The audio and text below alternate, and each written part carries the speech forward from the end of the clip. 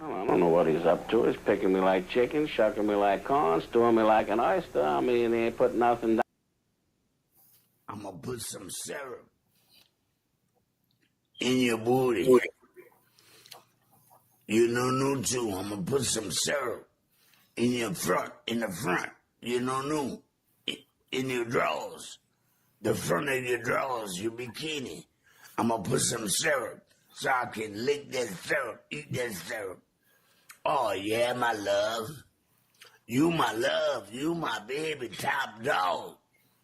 I love you, Miss Mary J. Blige. Come on, come get me, baby. Please, come get me.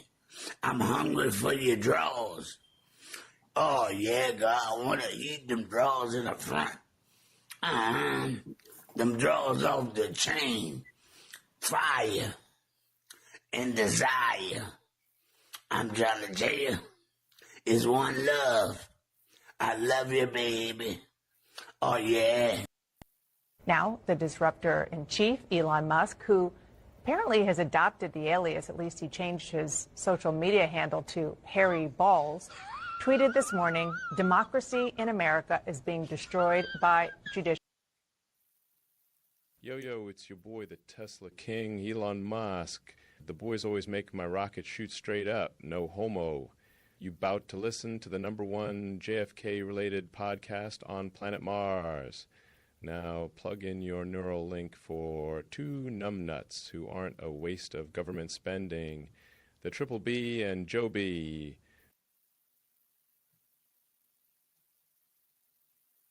Here's the BBB&JOEB, and the BBB, baby, BBB&JOEB, rock, cock, and Joe rally. BBB&JOEB, and the BBB, baby, BBB&JOEB, rock, cock, and Joe rally. We're coming in, only seeking the truth about JFK. It's the Long Coming Podcast crew. Tell 'em, Joe, here we go.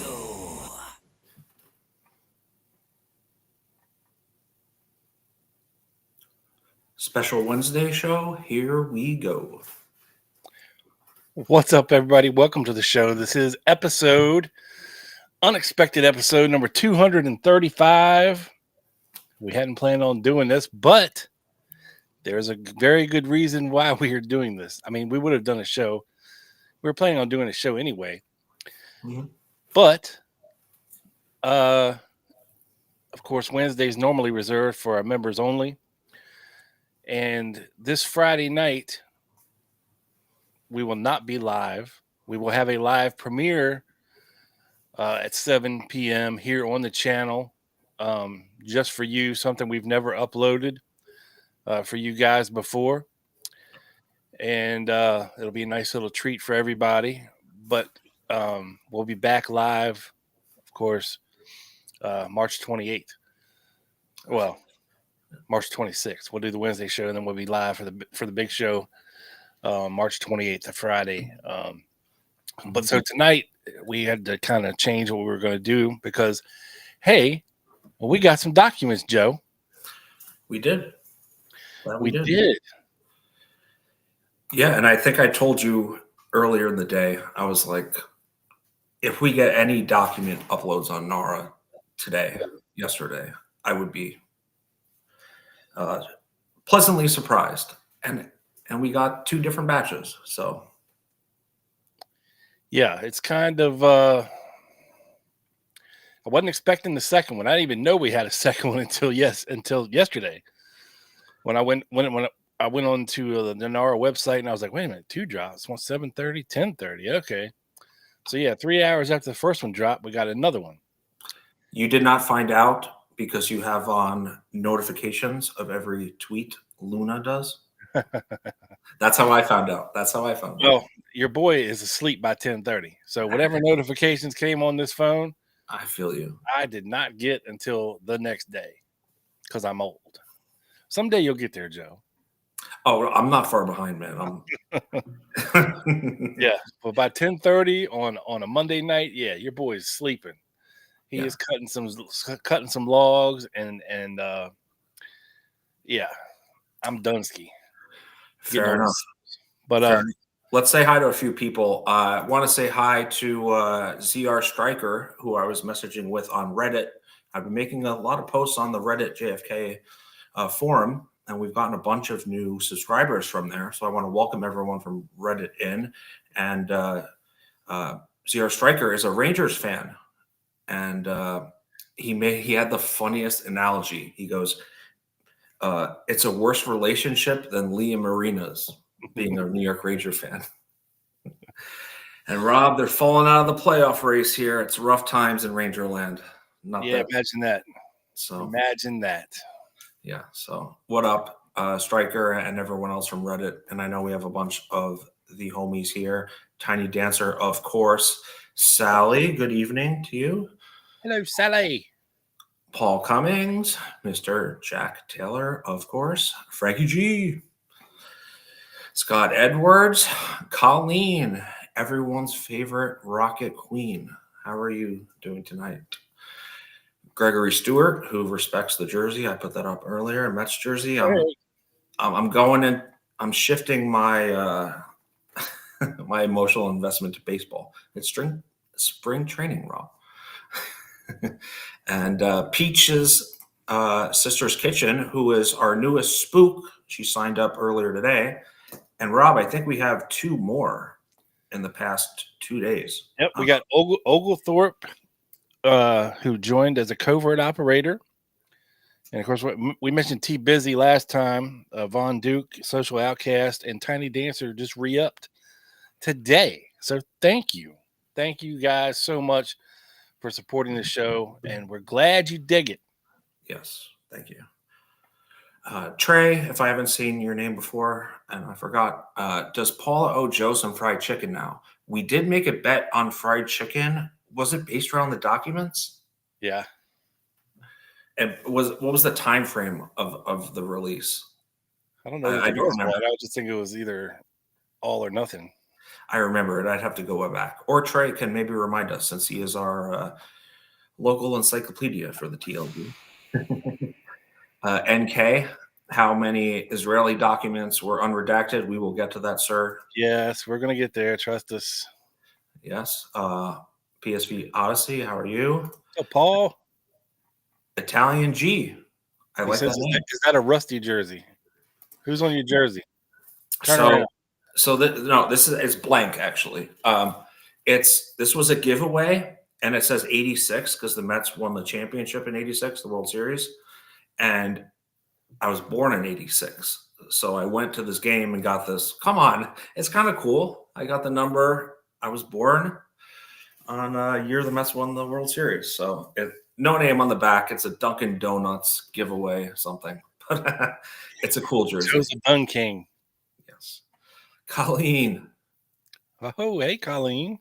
Thank you. Woo, woo. Yippee. Thank you, Colleen. You rock. We love you. Thank you so much for your support. Like Katango. Never heard that one before either. Welcome in. Yeah. Yeah, you can listen later. You can listen now. You can listen whenever the hell you want. Yes, you can. And there will be a lot of Luna simping in this episode, as she is part of our cover. She's one of our cover girls, along with D. Trump. Yes, and not because of their politics, really, or for Luna's politics. No, you don't know what's in that top secret folder, but and yeah, I mean this whole thing, it's been really exciting, right? I'm sure you've gotten a ton of messages from, of course, people we talk to on the reg. OM Jesus. And people in your regular life that know you do a podcast that are now asking, like, so who did it? So who did it? Right? Yeah. Like we're gonna go through the 2,000 something documents overnight. So there was 1,123 documents released at 7 p.m. and at 10:30 there was 1,059 documents. And Rob, something that really pisses me off is there's no keyword searching on the NAR website right now. So if we, for example, were to type in Martin. Would it make you feel better, Joe? Yeah. Paul just became a member. Oh. Well, he's been, I know, a longtime fan of the show, but thank you. Paul. Yeah. Yes. He's an OG, original gangster. Paul Vines, everybody. Thank you, Paul. And congratulations. By the way, I heard you just got married. So congratulations to you, sir. Oh, really? Oh, congratulations, sir. Yeah. Nice. Yeah, and EV popped in. He goes, I think AOC looks pretty good at times. And that's what I was kind of getting at. If EV was in charge of Task Force 1 Hottie, she would be on the cover of this. Yeah. It really doesn't matter what side of the aisle they land on.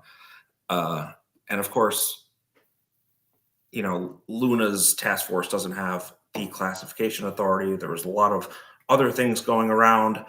And so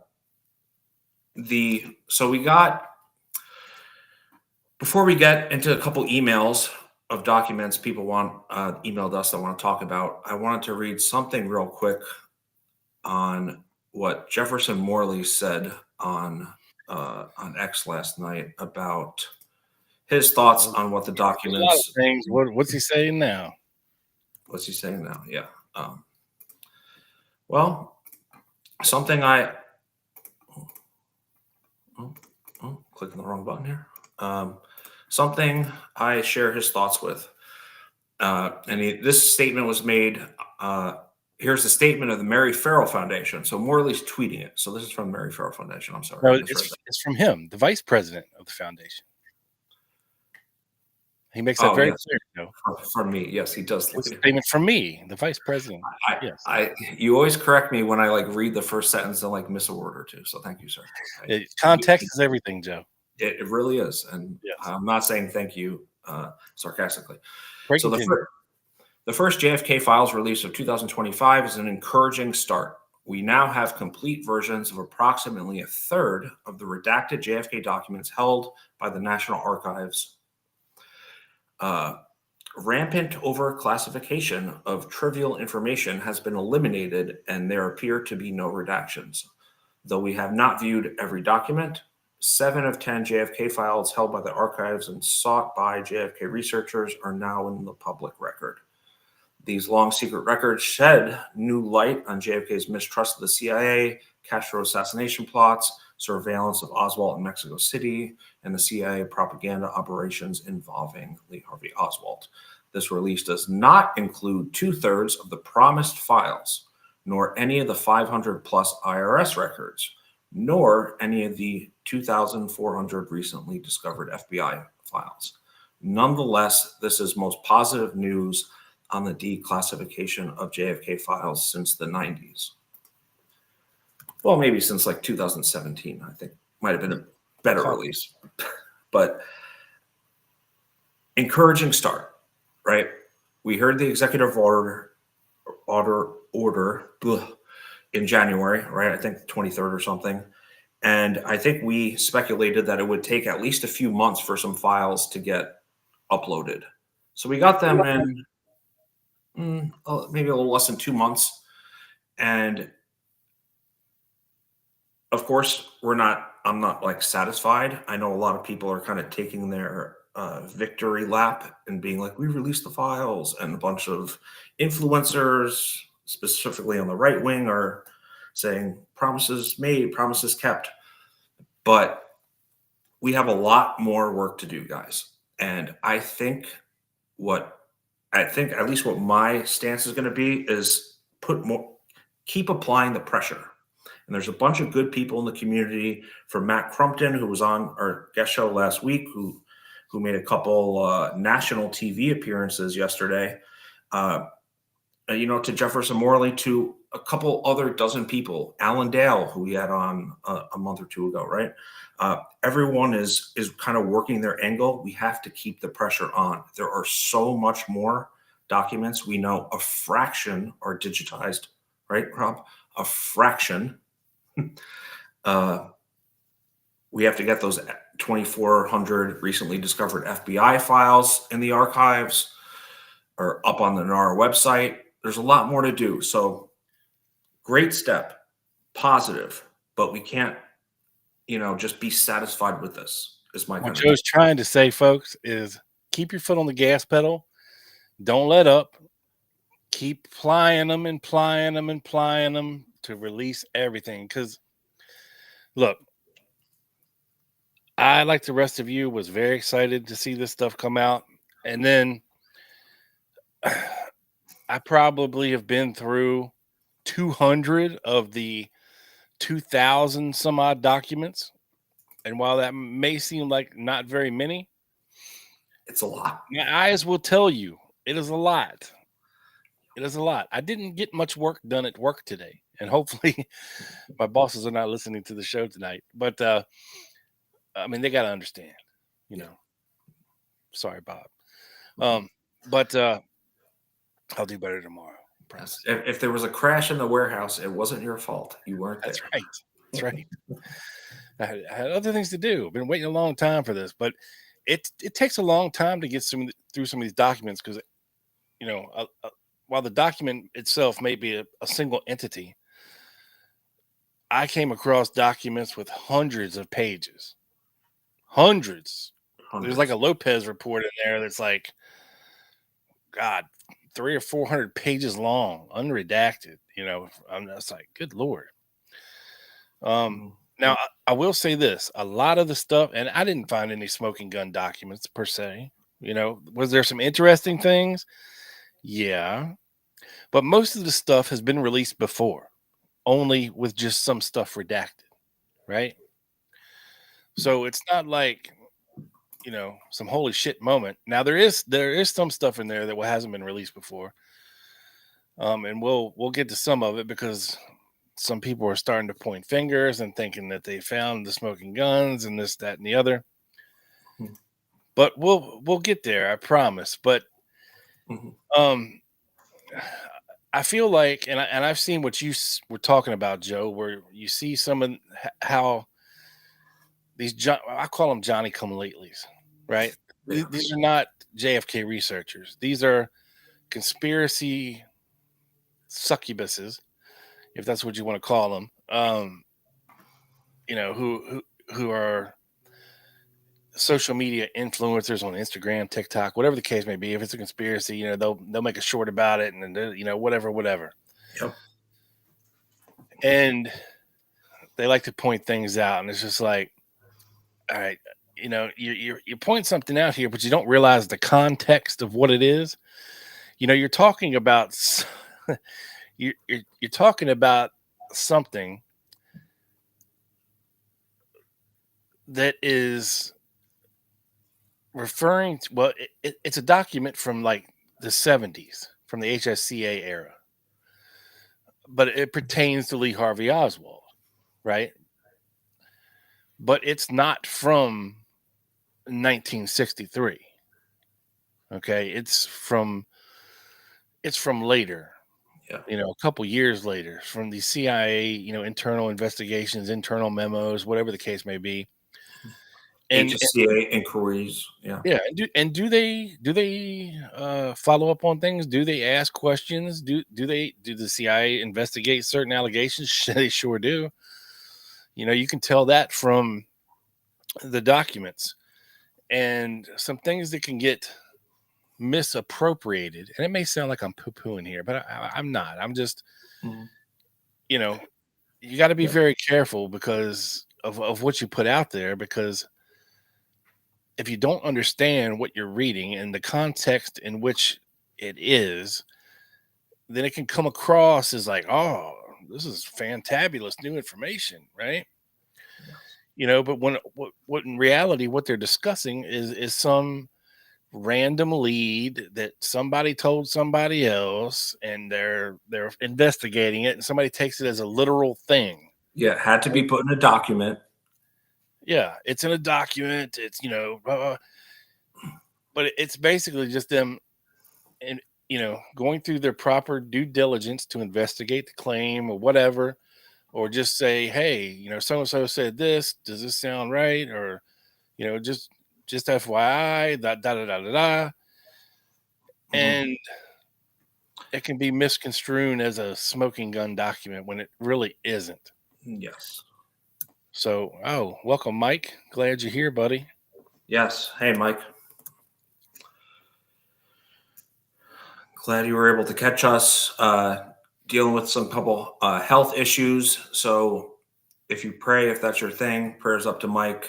I know my prayers are with him, and Yes. hope all goes well, bud. Absolute Ali. So, Joe, let me get into a couple, because we asked people to email us or get at us. Yeah. If they found some good documents out there. Sure. Before you start, I wanted to give one example, sir, of what we're talking about with the redactions. So on the left is a previously redacted CIA document, and if you see on the left, it says 03, right? And this is the NARA record number, the RIF number. On the right here, released yesterday, is his actual name, right? So yeah, and who the hell is that? Nobody knows. Nobody cares. I have no idea. Some Why CIA. do they redact this dumb shit? Well, there's maybe this person is still alive, and why a lot of, and look, going through these documents, folks, there's a lot of them that I just shake my head and like, why in the hell is this a CIA? Bro, why is this a JFK record? Why is this a JFK record? It has nothing at all to do with the assassination. Late 50s, you're talking about South America and I think some Australia. I mean, I think the Australia one was legit, but there are a ton. I had to say, Rob, I probably clicked on 100 or two of them, probably like you. 90% of them had nothing to do with the JFK assassination. Yeah, it's like absolutely nothing. In Venezuela, blah blah blah. Yeah. Like, okay, well, this means nothing. So is that before I have one more slide.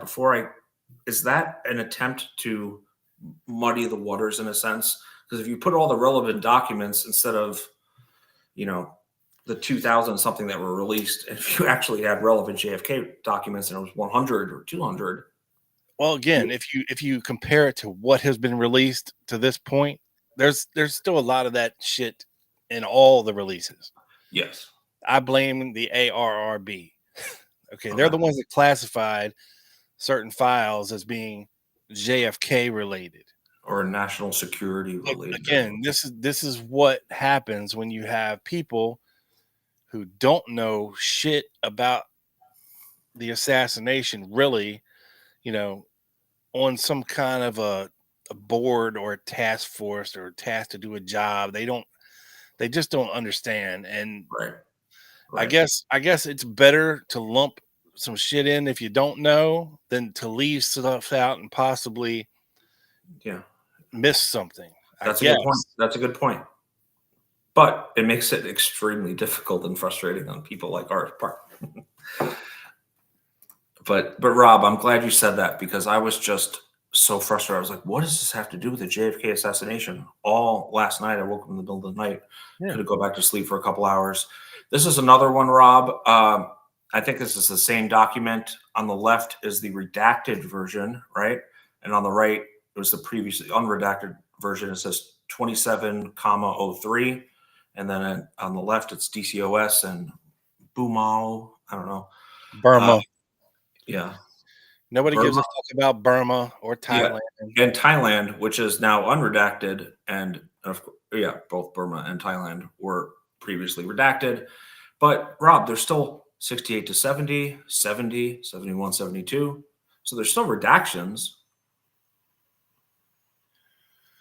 Yeah. And I mean, these are what I would call covert redactions. They're redactions that you might not realize are redactions. Yes. Other than just a black marker. You know what I'm saying? Until you see the white side by side, right? And you could tell. I would never have known 2703 was a redaction. Well, the brackets give it away that it's a redaction. Right. When you see brackets, whatever's in those brackets is a redaction. Mm-hmm. Yeah. But again, a lot of these documents are narcotics and operations Have and nothing to do with the Kennedy assassination. dangerous drugs is what this says. Yeah, it's and part of later in the document talks about something in regards to Ray Roca and Lee Harvey Oswald's 201 file, which I guess is why it's all in there, but it's a bitch to go through. And last example here on the left is the redacted version. You can see on the bottom left, the redacted version had the person who signed this document at Western Hemisphere Security redacted. And on the right, you can see it is Michael Stratton, who again, I have no idea who it is. So, Yeah, nobody gives a shit. And this is a March 1961 document talking about the Fair Play for Cuba Committee. And ironically, some guy and this the CIA agent was like, he has no idea who I am, and I could give him pamphlets, and he's trying to get to Cuba. It's kind of, it reminds you of another person that we study. So it's very interesting, but it has been around for a while. So those are a majority of the redactions. And it's going to take a little while for people like us and other smart people maybe smarter than us in the community, to go through it and kind of see what is actually in there. Because in 24 hours or less. Yeah, nobody can go through all 2,000 documents in a night or two. Nobody. I don't care what, I mean, even if you got all day to mess with it, trust me, your eyes are going to get tired. And well, so the documents are, some of them, like you said, 400 pages, and there are multiple ones of hundreds and hundreds of pages.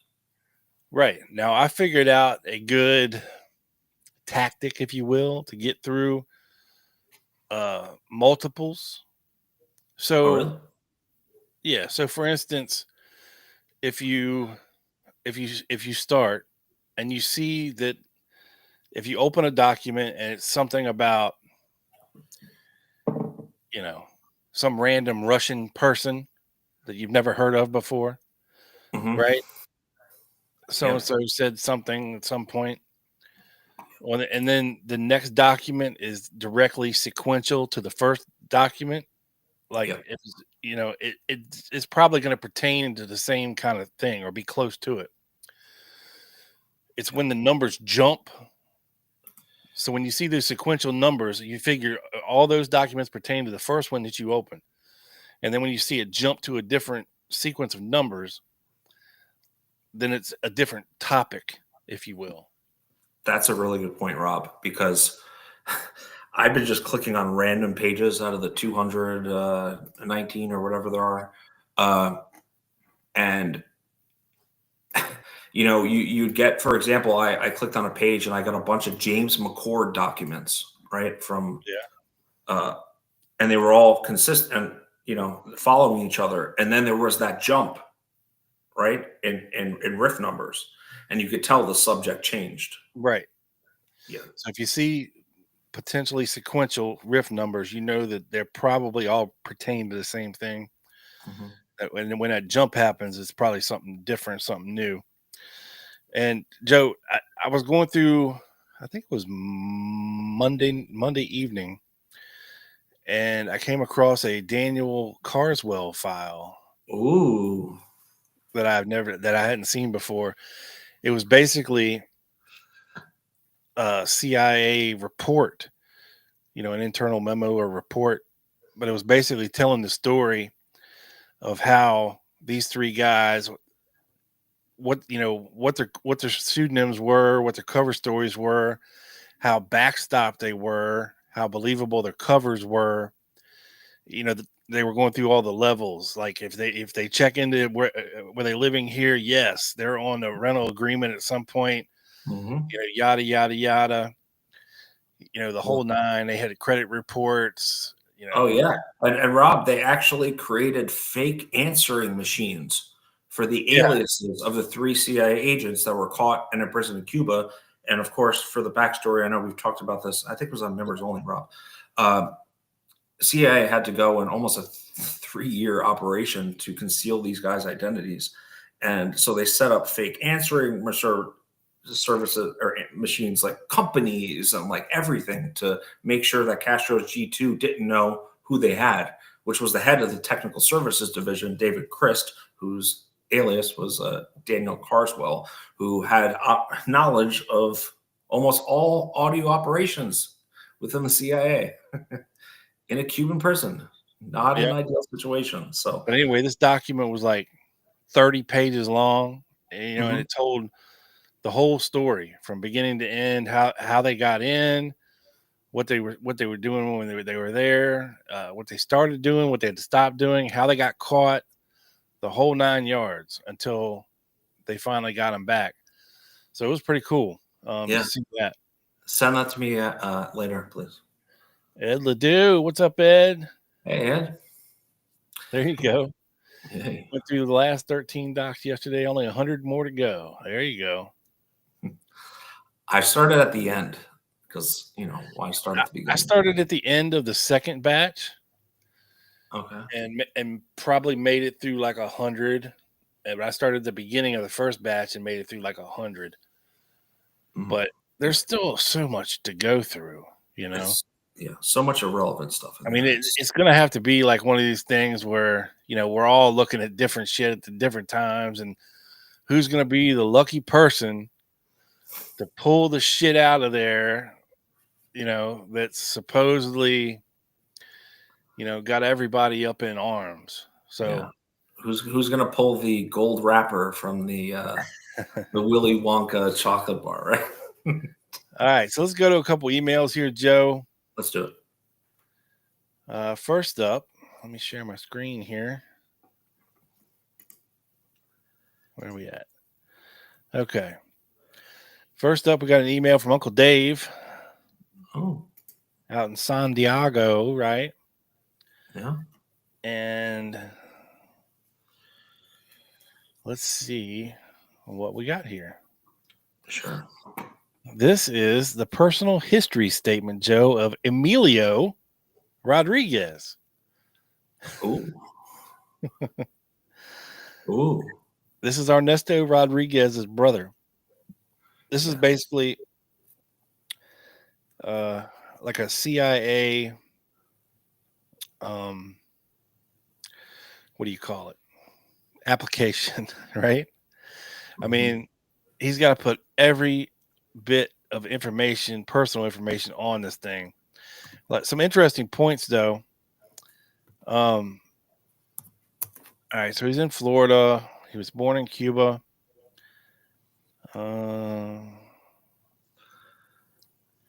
He wants to be a contract agent. Rob, I can't see the document. I just see your email attachment with the document from Dave. Oh, sorry. Here we go. Oh, thank you. Yeah. So he wants to be a contract agent, and the lowest annual entrance salary you will accept. So the lowest he's going to accept is $9,600 a year. Anything less than that, and you can go fuck yourself, CIA, pretty much, right? But again, this is a 16-page document that is basically an application for the CIA. Do you have a date on that, Rob? Because I know a lot of these documents have been missing cover pages, which is really August 31st, 61. Okay, thank you. Yes. And Emilio Rodriguez, for people that don't know, was the kind of legendary CIA agent that dropped dead in a Washington, D.C. airport. And when the CIA asset doctor was going through his notebook, his address book, recognized the names of the who's who of the CIA, and then called them, say, I think we have one of your guys here. Brother of Ernesto, who was the first contact of Lee Harvey Oswald in New Orleans in early August 63. Sorry, Rob. Yes. Thank you, Joe. So we, again, this guy has a bachelor's degree in biology and chemistry from Tulane University. We majored in Spanish, Portuguese, Spanish, French. He went to Tulane for 9 years. He got his master's in Spanish, minor in Portuguese. So he was there in Tulane for 9 years. So this guy was a smart dude, right? Very smart. And he was basically good at speaking Spanish, Portuguese, French, and Italian. Yeah. Yeah. And Rob, his brother was running the Berlitz language school in New Orleans, which of course was where Oswald approached him. So that's very interesting that both his like double majors were both in different languages, including his Spanish, his origin, his home tongue, Obviously, he would be good at that, Joe. Yeah. Yeah. But getting a master's in it is interesting. Well, it's kind of like me mastering English. Probably wouldn't be too hard I'd have some trouble doing that. because I am a cunning linguist. Yes, you would have trouble unless they had me saying Liberty Lobby. Then I'm in trouble. Okay. So again, he's good at fishing and hunting, swimming, underwater resistance, photography, black and white, musical. He plays several instruments by ear, flying, bowling, chess, average in all the above. So, he's very adept at a lot of different things. He got his pilot license right there, student pilot certificate. Mm-hmm. So dude can fly a plane. He was a Phi Sigma Iota, National Honor Society of Romance Languages. Excuse me. So yeah, he was a very smart guy and got the job with the CIA. But again, it's a very long application process. Yeah. And this is just to give you an idea of all the kind of crazy shit you got to do for them. These are references, neighbors, and acquaintances you have to put down. And these are, of course, from all over New Orleans, Florida, Maryland. He knows somebody in the NSA in Washington, D.C. He knows somebody at the USN, whatever that is, the Navy, probably. Intelligence unknown. So yeah, I mean he's got friends in high places and people that are willing to vouch for this guy. Yeah. So very interesting stuff there. Yeah. Now let's go back to. Thank you, Uncle Dave. Yes, thank you, Uncle Dave. What are you seeing now, Joe? Your and mine beautiful face. Oh, okay. Well, hold on a second. Let me go back to Restream. Let me reshare this here. Okay. All right. Now Dave sent me 4 emails. This is number 2. Berlitz Language School, NOLA. Oh. Which we were just talking about, Joe. Yes. This is a 1-page document. Okay. I see it. Yeah. What is the date? Oh, March of 61, March 9th. Okay. To JM-WAVE. From JM Bell? JM Bell? Whatever that is. Okay. So I'm going to look that up on the Kryptonite page right now. Good luck. Okay. So basically, this is a message to request Cusoda, Rep ASAP, contact Mr. From to Rodriguez Gonzalez, instructor, Berlitz School, Charles Avenue. Something relay message from son, Emilio. Do not return to Cuba. Explanation will follow in letter. Telephonic contact sufficient. For your information, son recently arrested and released. Authorities seeking father. So again, this is, some classified stuff here. So let's go back. Get rid of that one. Get rid of that one. Okay.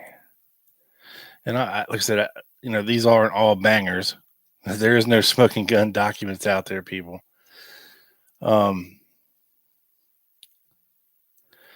Okay. So we got another one here. Let me share this page. Okay. This is a memorandum for the record from March of 67. Possible DRE animus towards President Kennedy. So in the spring of 61, upon returning from Berlin, I was assigned to JFK. One of the cases on which I worked from there shortly before my reassignment to headquarters in the late summer of 63 concerned funding of overseas elements of the DRE, which had its main office in Miami. The case officer for this group during this period was a Mr. Ross Crozier, since resigned. I believe it is this group, the DRE, which has been referred to in investigations into the president's assassination as the Cuban Student Directorate, whose New Orleans representative is said to have contacts with Oswald. Now, this is something that can be misconstrued by people that don't know what's going on. That sentence that I just read to you can be taken way out of context. Did they have contact with Oswald? Yes.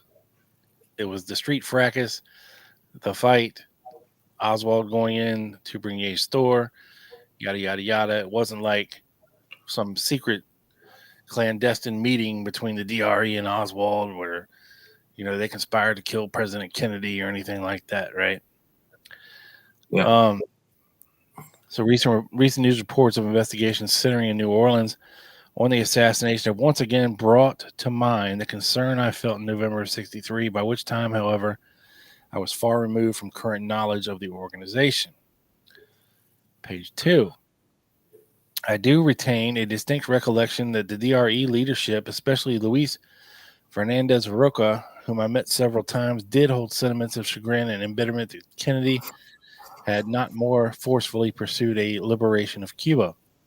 Whether or not this animus, which could be discerned as occasional signs of anger or of contempt or of discouragement, might have been translated into a wish for revenge, may be better known to other officers who dealt with this group after the summer of 1963. Calvin Thomas, whoever that is. Never heard of him. Yeah, that's not George Joanides, folks. Not George Joanides. Yeah. But we'll get there. Yeah. Just hang tight with me 1 second, because that's what this next document. Thank you, John. Just want to read a super chat, Rob. Hello, Loose Moose Crew. Great point about the Johnny Come Lately content creators who are just looking to monetize for clicks. There's a lot of that going on. I've seen The Driver.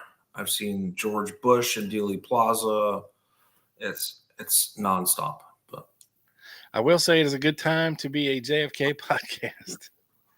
Our subscribers went up like 20 overnight. Yeah. So thank you, guys. Yeah, I mean, and if you're new here, we're not going to spread bullshit. We don't know that's true. We're document-based guys, and we're comfortably over 2,000 now. I would say, Joe. Yeah, we were teetering. I was wondering whether or not I should put that post out, thanking everybody for 2,000 subscribers. Right. Because when you're 2001 or 2002, that one or two subscriptions can go away real fast, and then you're back down below the threshold again. So, but now we're comfortably there. So, thank you everybody for the 2,000 subs. Yes. All right, so let's go to this last one from Uncle Dave. Sure.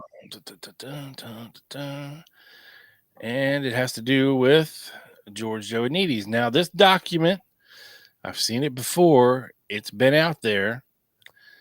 Well, actually, I take that back.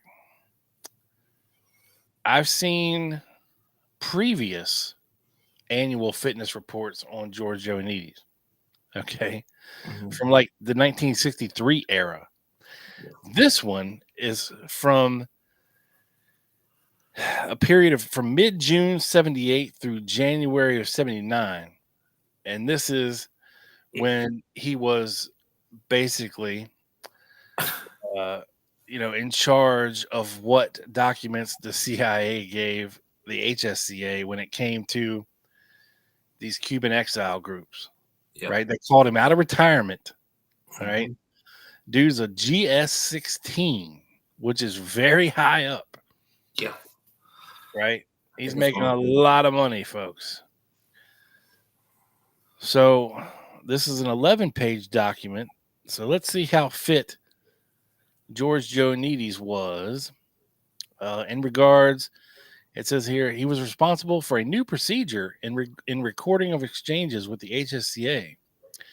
As it developed, the agency's logs and records on the status of requests by HSCA and the agency's responses became the only reliable record. It was clear that the HSCA often did not know the status of business in this respect, and time again had come to this office for clarification. Beyond that early contribution to the ordering of the affairs of the office, Mr. Joanides handled day-to-day follow-ups of requirements by telephone with the DDO focal point as well as throughout the DDO. Further, the firm position that he took with the young investigators in response to aggressive harassment on some occasions was exactly what the situation called for.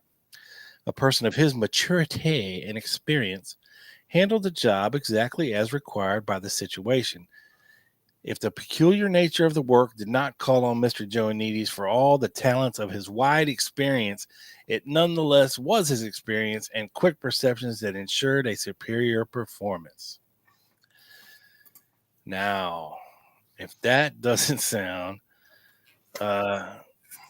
and right before that, at the end of the first or the second paragraph, while there is no way to outline the qualifications that one should have for this sort of work, it became quickly clear that Mr. Joanides was the perfect man for it. Okay, That's great. So- That's a great line. yeah, and this is from Scott Breckenridge, who was basically the CIA liaison for the HSCA, who's given all these glowing reviews of Mr. Joanides, right? Yeah. Not because of the demands on his superior talents, but because of the cool efficacy with which he handled an unusual special assignment. Mr. Joanides' work is evaluated as outstanding, sir, because he didn't give him shit. So you can kind of see how this fitness report from the late 70s, from retired at this point, George Joanides is going to go, folks. He is, let's see, all 99, 99, 94, 94. Well, read that. Serves as senior case officer for a student project, which I think they're talking about DRE, or no, not at that point. Well, this is a fitness report from April. This is the one I was talking about seeing before. April of 63 and March of 6 through April of 63 to March of 64. Okay, so they are talking about the DRE, that student project, and they're really subtle with their words. If you're following along here, Now you can see the brackets in the first one there of what was redacted. So on the right side, no, right in the where it says supervises and manages the station's covert action breach or branch, which employs 10, which was formerly redacted, 10 staff officers and 7 contract employees. right. So they're redacting the amount of this staff. Right. Now contract employees are just like we saw Emilio Rodriguez, sorry. People like that. People like Carlos Bernier. People like whoever, right? Contract employees. Not like official. Well, I guess you could call them official. Yeah, maybe assets or sources of information, or maybe a step above that, maybe. Yeah, I'd say it's official. I mean, you saw Emilio. He wanted to be a contract agent. He filled out the application. He was a CIA employee. So Right, but he was later a full blown CIA agent. So he grew from that role. right, Even. yeah, he worked his way up the ladder. But So this part, of course, we've seen before. I'm just looking for brackets to see if any form. Well, there's some more redactions that are Mhm. blacked out, which ain't cool. CIA, Mhm. you see them right there. Yeah. Just checking for anything else. There's another redaction. Oh no, that was a mistake. He must have wrote his name wrong. That's great. So here's from January 63 to July of 63, and the redacted in brackets down here, he was in charge of political action and psyops warfare activity and supervising 14 case officers and clerical personnel. Case officer for student project involving political action, propaganda, intelligence collection, and a hemisphere-wide apparatus. Right? Yeah. I'm just looking for redactions and brackets. Oh, looks like strong was redacted there. Well, no, that's the rating. That's the S. That's 99. Oh, wow. So when you see, like right here on the right, like Yep. O is outstanding Oh, okay. as a 94 rating, and S is strong, which is a 99 rating, Oh, okay. which is still good. Yeah. Wow. Right. Thank you. Yeah. So let's see. I just love how they say student project. Yeah. Chief official title of reviewing official Andrew Reitman. Chief of station JMWave. So, he's definitely in the shit. And I see why Jefferson Morley wants this guy's records badly, right? Will we get him in this file release? I don't know that. Well, I know we won't because they're not considered JFK related documents. That's his bitch, right? So unfortunately, they won't be. They won't be there. But thank you, Uncle Dave, for sending some stuff over. Yeah. And Thank you. I know Jack had sent us some stuff in Messenger. Yep. And thank you, Mr. Greg Stewart, for your $5 super chat. We appreciate it, of course. The Wolfman thanks you, sir. I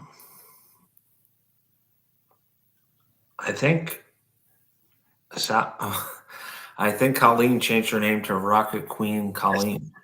She did. That's pretty awesome. Do you know the backstory behind that song, Joe?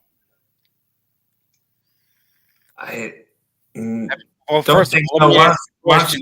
Have you ever heard the song Rocket Queen by Guns N' Roses?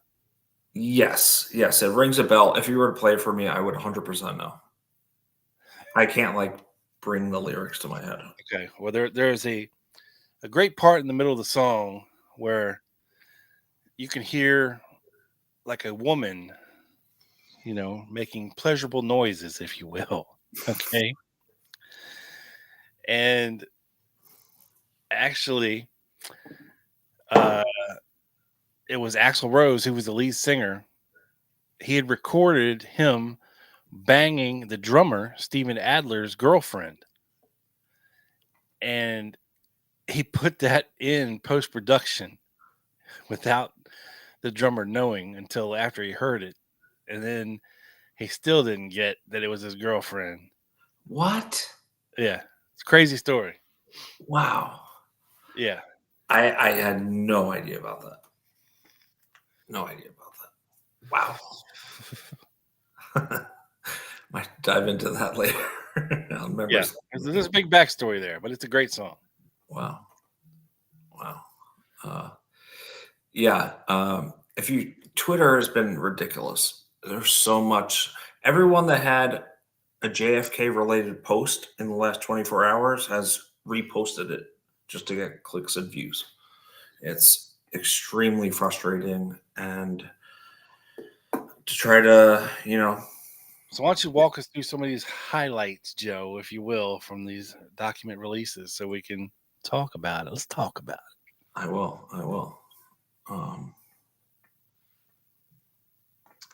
All right, I'll get into it now. Just give me 1 second.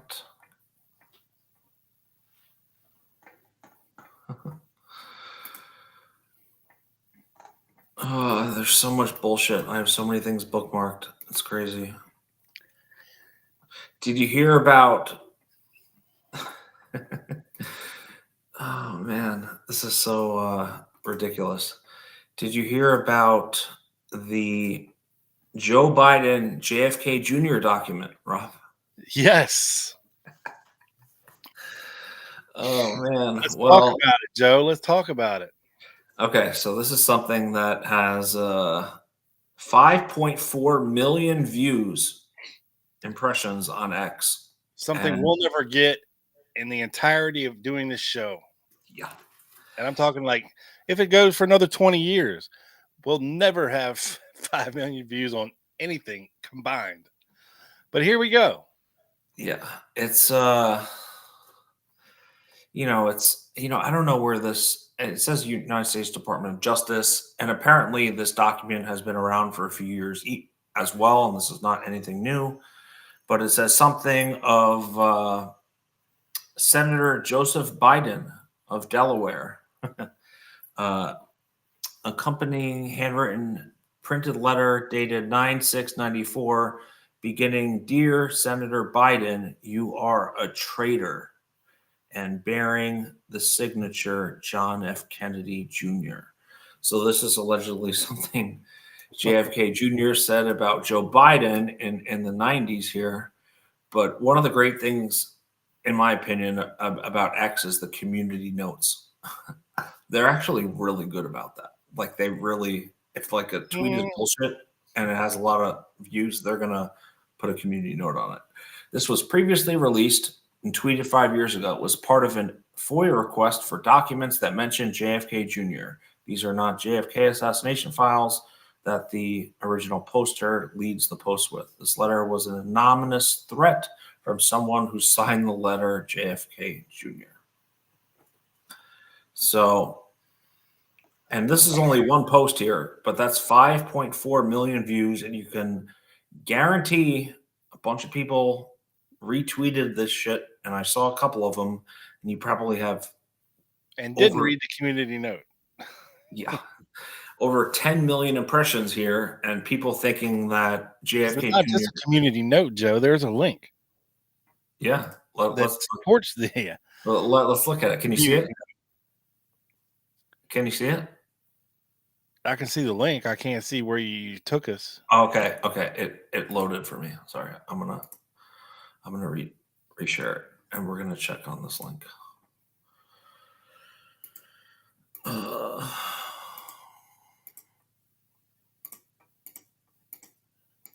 Oh, Ice Queen Colleen from Fort Caroline. Well, that's not as cool of a nickname as Rocket Queen, for sure. I much prefer Rocket Queen than Ice Queen. Yeah, it has a better ring to it, right? Yes. So, fact checked. FBI file does not suggest 1994 threat letter to Joe Biden was written by JFK Jr. Do records in an FBI file indicate that John F. Kennedy Jr. wrote a letter in 1994 to then Senator Joe Biden, calling him a traitor and also saying, "You must die"? No, that's not true. The FBI did investigate a threat letter sent from Worcester. It's called, not Worcester, I think. If someone's from Massachusetts, they'll correct me. Worcestershire. To Biden in D.C. on August 26, 94, was signed JFK Jr., but the FBI file does not indicate that Kennedy was suspected of being the letter writer. So essentially, this thing, and this is just an example of the kind of bullshit that has been going on social media these days, and I'm mostly on X, but I'm sure it's made its rounds in all of them in some form. And yeah, I know the QAnon people are probably going nuts over that, huh? Of course. JFK Jr. He's coming back. It's cute. Yes. So, all right, let's get into some Twitter drama, Rob. And Love some good Twitter drama. yes, and it won't surprise you that all of, or a good part of social media is convinced, without a doubt, We call that the it Israeli wash your sister. Worcester, Wash your sister sauce. yes. Well, I mean, Maybe we Joe have Biden, seven. maybe Joe Biden did that too. We don't know. Yeah. Well, we have 70 people in here in the live chat right now, so Oh, odds would state at least one of them is from Massachusetts. So thank you. Asteroid coming. I appreciate it. Get educated. Yes, I have a problem with pronunciation. yeah. Stick around long enough and ye shall see. Yes, yes. So it won't surprise you, Rob, to see that there is a narrative floating around social media relating to the newest document release and some redactions of Jim Angleton's relationship with the Israeli intelligence services of being Israel is behind it all, brah. They're behind everything. They're behind Epstein, behind the JFK assassination. It all comes back to the Israelis or the Jews. And this kind of thing has been kind of pissing me off because it's a lot of things taken out of context. And I'm not saying, because I don't know. I mean, we all know James Jesus Angleton was a friend to Israel. His freaking statue is there. Okay, they put up a statue of this guy, right? Mm-hmm. In Israel. I mean, I don't know if he was probably Jewish. I don't know. Yeah, I was wondering about that too. I don't know. I'll look while you. He might be a white Anglo-Saxon Protestant, a WASP. That would be my guess, but you never know. We will see. I mean, listen, Angleton was taken to school by a bunch of different counterintelligence people, and just go to John Newman's work to listen to that. But I'm going to share a couple threads that have. He was born in Idaho, so what's that make him? A Mormon? Hell, who knows? I mean, his middle name was Jesus. Yeah, I'm probably a Protestant is my guess, but I don't know exactly. Chat, go fact check on this on us.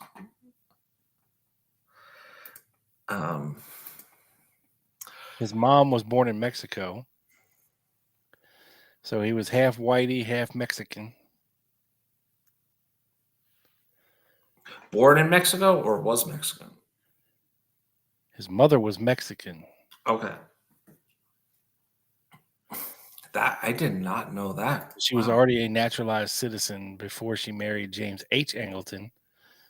In December of 1916, he worked for the NCR franchise in Italy, which is the National Cash Register Corporation, NRC. He spent his boyhood in Milan, Italy. He briefly studied law at Harvard. He went to. Yeah, I think he was in the OSS in World War II in Italy. He attended Yale as well. Mm-hmm. Also Malvern College in England. World War II, he's in the OSS and led its Italian branch. So he would have had good relations overseas with folks. Yeah, for sure. And that's probably why he was, counterintelligence, chief of counterintelligence intelligence. You know, he had contacts in Rome, he had contacts in Britain, and of course, he got kind of fooled by that Russian double agent. It wasn't Bagley. What was his name?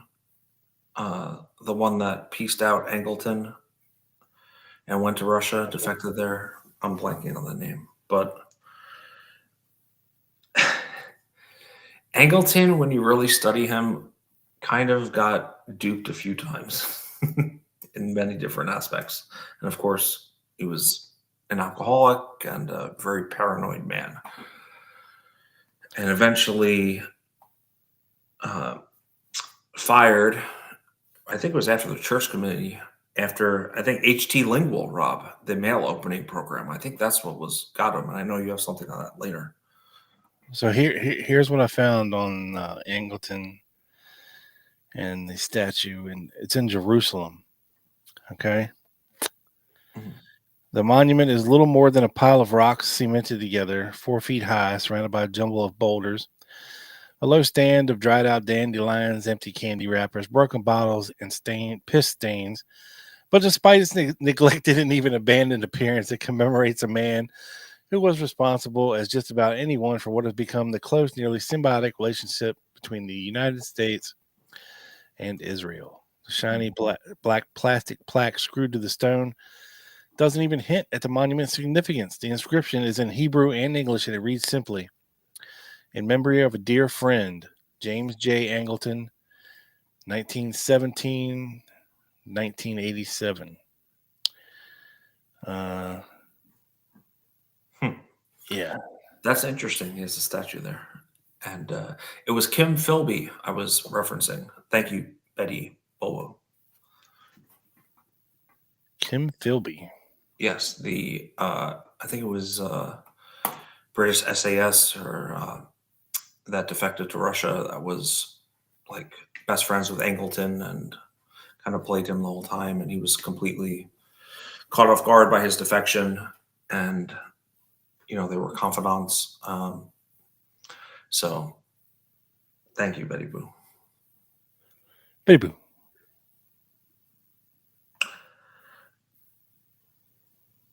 Yep. Okay. Yep. And Tiny Dancer said as well, Kim Philby, the MI6 agent who was one of the Cambridge Five.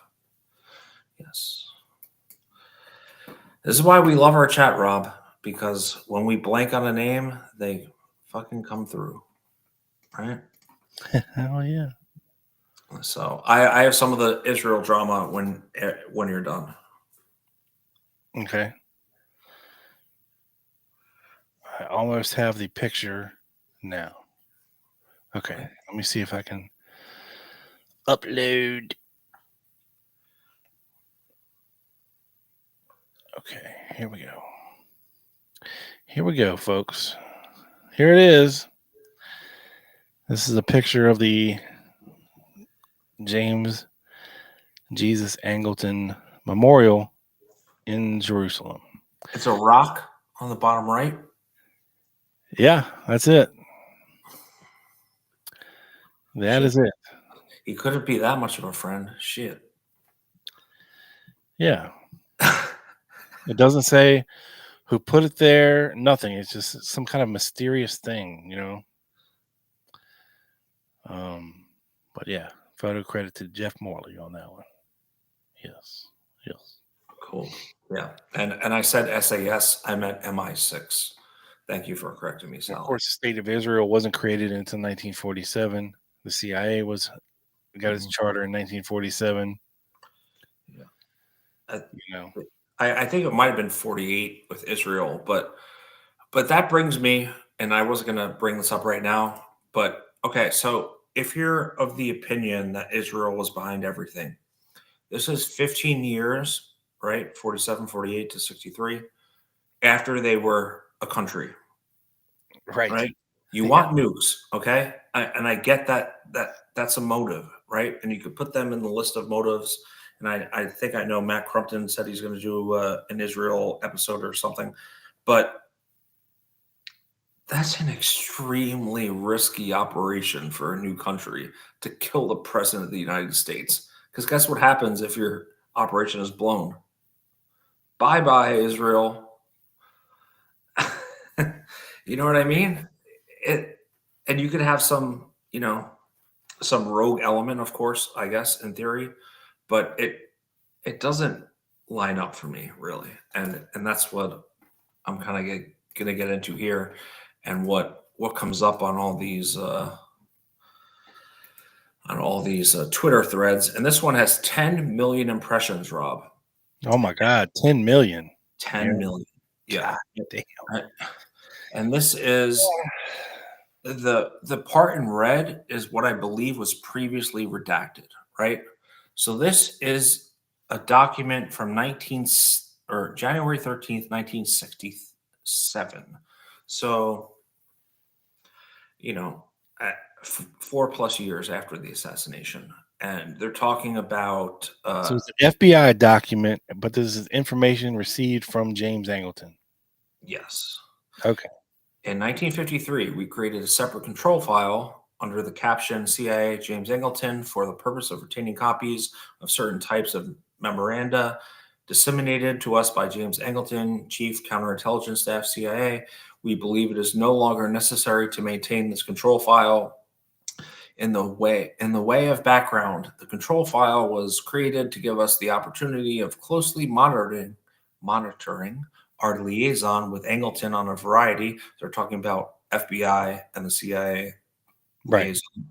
Yeah, on a variety of matters which were not reported, through normal CIA channels. Guess what? If you're counterintelligence chief, not much is going through normal CIA channels. Like Oswald's file. CIA directors permitted Angleton to pursue intelligence products, and the red thing is blocking it. Many of them within the Israeli intelligence service. He was given authority to handle these and report only to the director of CIA. So compartmentalized information. But guess what? Every intelligence agency talks to other intelligence agencies. Yes. Shocker. Yeah. And then they circle another thing that was previously redacted, the Israeli intelligence service. We send money to. Right. And this is document 65, but they're talking about 1954. And they're talking at the end of the document of travel of U.S. citizens to Russia via Israel. So they might have been doing kind of like a false defector thing, or getting some people in via Israel to Russia. And then there's a couple more redacted things. I'm not going to read all of this. Israel. And this is the big one that's been going around. Israeli intelligence matters have been directed to James Angleton. And this is 1954, Rob. So March 54, almost a decade before JFK was killed. Yeah. So, I mean, the relevance of this is, I'm sorry to say, just not very much. And the fact that Israeli intelligence was redacted, to me, doesn't mean much. No. At all. And the big one, of course, I'm going to bring this up now. Let's see. By the way, Joe, comment of the night. Yeah, I haven't looked at the comments. Please. I'm chuckling. I'm chuckling. Is it from Scott? Yeah. The Scott is the GOAT. Yes. Yes. What is it? They're talking about Oswald's pubic hair. And the carpet matched the curtain rods. I love it. Bravo, Scott. Bravo. Scott is really killing it with this. With the comment of the night. I think he might. This was Fire Engine Red, Timothy. Yeah, he might have won like the last few weeks for sure. All right, so I have something else here on this. Let me just find it. Okay, so part of this big part of the theory of why Israel and the Jews were behind it was because of a document by Homer Echeverria. Echeverria. Echeverria. Thank you, sir. Yeah, my pleasure. That's why I keep you around. I want to share this real quick. And this is page number 64, 409, but I'm going to read this first. Homer Echeverria. November 1963, informant advised Chicago office that subject was member of an anti-Castro Cuban group. Subject, Homer, allegedly approached informant to provide machine guns for Cuban Rev, maybe.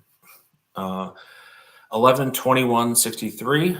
That was, of course, the Thursday before the assassination on Friday. Subject allegedly told informant, "We now have plenty of money. Our new backers are Jews. As soon as we or they take care of Kennedy." Subject expressed favorable attitude towards LBJ. And this was called to Secret Service attention on November 26th, 1963, which is the Tuesday, right? Sunday was the 24th. It was the Tuesday. And investigation by the action taken as investigation by Chicago office did not disclose any violation under our jurisdiction, Secret Services, and checkups never initiated, subject not interviewed. So why would they not interview this guy? Well, to really get some good context on what's going on here, I'm going to scroll up to the top. This is a Secret Service document, and it requests all files involving potential threats to President Kennedy's safety. 413 computer printouts. So they printed out 413 printouts, one-page printouts of the page I just read, of different threats from March to December 1963 to President Kennedy. So pretty much all of 1963. A form was then created to best summarize the material found in the reports and the printouts. The following 413 sheets are a compendium of the computer materials. So this is essentially a list of every threat against Kennedy. So, Rob, I read a couple before this, and it's hilarious, okay? You're going to love this. Let's start with Kenneth Franklin Harrell. On February 28, 63, letter to President Kennedy complaining he isn't allowed to enlist an army, stating in part, quote, "Just remember, if I were to start shooting at you," end quote. 3/15/63. He said he was unfairly rejected from the army. Only president could help. No ill feelings towards the president. Several letters since 64. And then it says he's schizo, paranoid, and alcoholic. Committed 4 times between November 62 and September 72. Let's go to the next one. Frederick LaRue Spitznagel. March 7, 63. Visited White House and requested appointment with president to talk about world problems. Okay. Schizophrenic reaction, acute depressive reaction. Doctor reported capable of doing great physical harm. File was set up as a result of his visiting White House. Secret Service has not checked up on him since 65, question mark. This is an interesting one, Rob. Gerald Patrick Hemming. Yes. Not given. Reason for interest, not given. Looks like result of JFK assassination and Hemming's associations with Cuban elements. Of course, he was the creator of Interpen. On April 61, part in anti-Castro revolutionary activity, established anti-CP legionnaires, set up training camp in F1 Everglades. I think they're talking about Pontchartrain there. 761 headed Interpen, and 63 made derogatory remarks about the U.S. government. Well, we'd definitely be on this list, Rob, if they had one of these today. And suspected of being a Cuban agent. 770, so July 1970, involved in plan to effect warfare between U.S. and Cuba. So Hemming is still 7 years after the assassination, still running his ops. Oh, he's still deep in the shit, yeah. Yeah, into Cuba. By having defecting Cuban military personnel fire missiles at Guantanamo base, aka a false flag, right? It does not look like Secret Service has taken any action. Hemming is under investigation by ATF and DEA simultaneously for weapons and drug violations since January 77. Oh, yeah. So then we get to Homer Echeverria. But do you see a trend here? It's every scafuza that ever made a negative comment against Kennedy as part of this 400, I think 13 or 400 something list of people that said something, right? And does that necessarily mean that because one guy said they were backed by the Jews means that Israel was behind the assassination? I don't think so. There's a lot of crazy people saying a lot of crazy shit. Right. And you had to put that in a document if they ran up the flagpole. Yeah, like I saw something, I forget what the Russian guy's name was, but it was a report, and this guy, I guess, had written a letter to someone, but he was a Russian national who basically claimed that he warned the U.S. government that Lee Harvey Oswald was an assassin, that he had obtained a rifle, and that he was going to kill JFK months prior to the assassination. Right? Yeah. While there is a report, there is documents on this stuff. Okay, you have to have that letter or that warning from this guy dated prior to the assassination for me to take anything like this seriously. Yes. Now, if that document exists where we have this letter that this former Russian national guy had written a letter to the FBI or the CIA or whatever and told them, or the Secret Service, and told them, hey, Lee Harvey Oswald, I knew him in Russia. He told me he was going to kill President Kennedy. I know he's gotten a rifle. And if you had that in a document dated before November 22nd, 1963, then we can talk.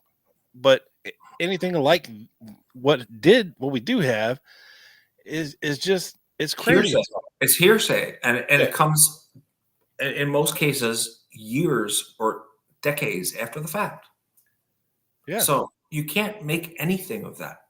And what's happening on social media is people are taking out of context clips of documents and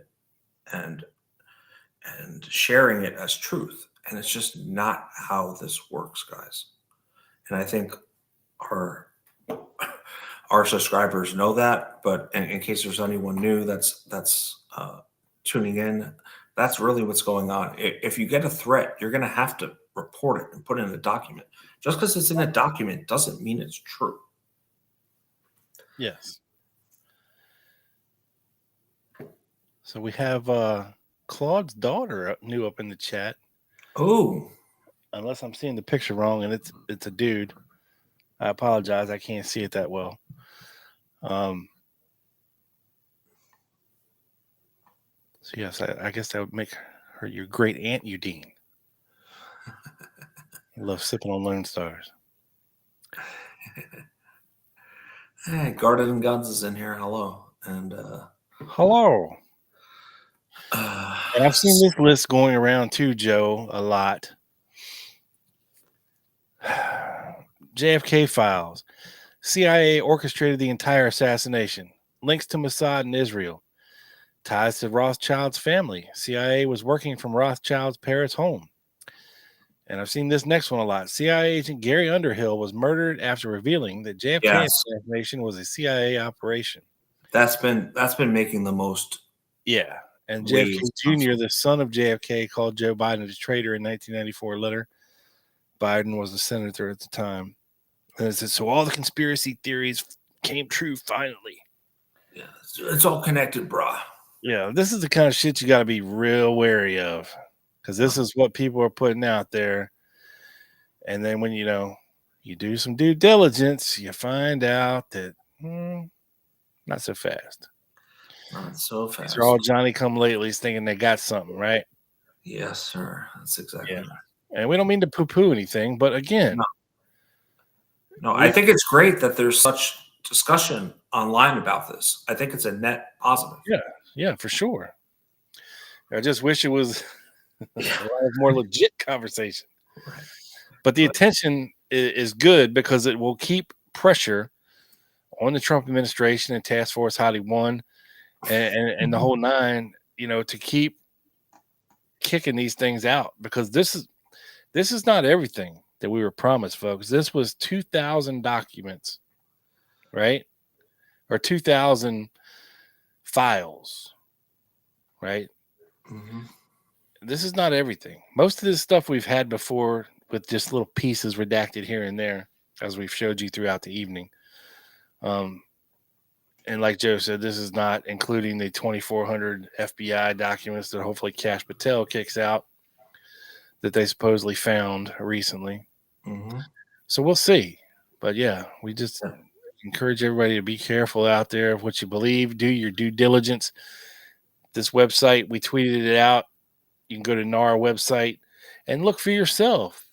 It's fun to go document dive and just get a strategy and just get in there and see what you can find. If you find anything cool, send it our way and we'll talk about it. Yeah, for sure. For sure. I have one or two more things, Rob. Okay, Joe.